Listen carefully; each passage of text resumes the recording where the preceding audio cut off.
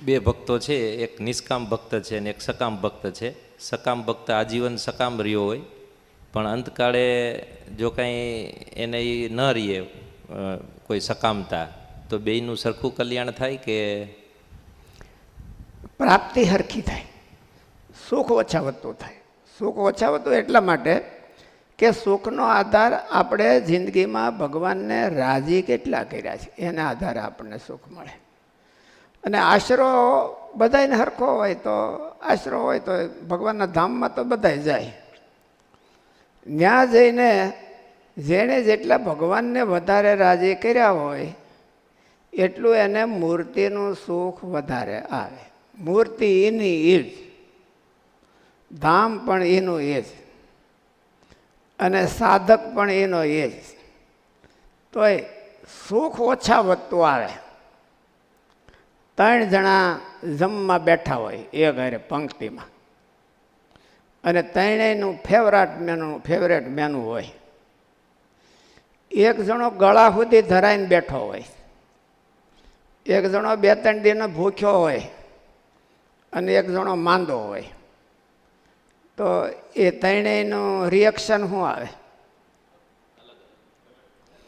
જે ભૂખ્યો હોય એને તો જાણે ઓહો અમૃત મળ્યું એટલે એ મળે, બીજાને પડકે સામું ન જોવે.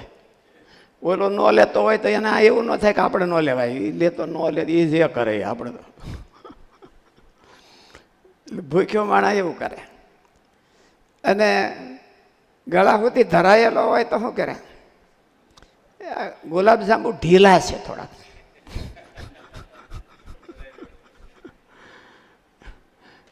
અને કાં બહુ ટાઈટ થઈ ગયા છે એવું મને ખોળવા, પેલું ફેવરાઇટ વાનું. અને હારી પેટ માંદો હોય તો કડવા છે, હાકરમાં કાંઈ પડી ગયું હોય છે. એક જ પંક્તિ, એક જ સરખી ફેવરાઇટ, અને તોય સુખ ઓછા વધતું આવે. એવી રીતે શાસ્ત્રમાં કીધું કે અહીંયા જો એને ભગવાનને બહુ રાજી કર્યા હોય તો એ ન્યાય એને ભગવાનની મૂર્તિનું સુખ બહુ આવે.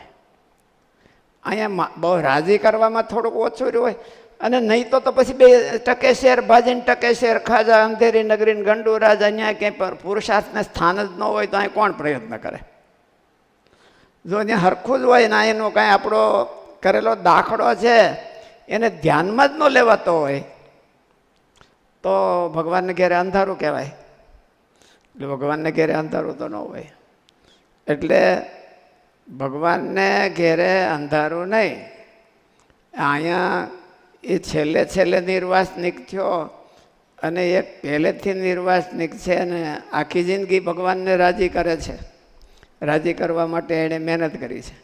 અને ઓલો તો બિચારા નવરાય નથી મળી, એટલે છેલ્લે માંડ પરવાર્યો તો બેયને હરખું સુખ તો ન આવે. બેયને રાજી જેણે વધારે કર્યા હોય, જાય તેણે બધા ભગવાનના ધામમાં જ જાય. અન્ય મૂર્તિ એક જ હોય, ભગવાનના ધામમાં બીજી મૂર્તિ નથી, એક જ મૂર્તિ છે. અને આ સાધકો બધા એના જ હોય, અહીંયા હતા એના જ હોય. પણ જેણે વધારે રાજી કર્યા હોય એને મૂર્તિનું સુખ વધારે આવે, અને જેણે ઓછા રાજી કર્યા હોય તો ઓછું. ધામની પ્રાપ્તિ તો આશરાથી થાય છે. ધામની પ્રાપ્તિ છે એ આશરાથી થાય, કે આશરો એનો હોય તો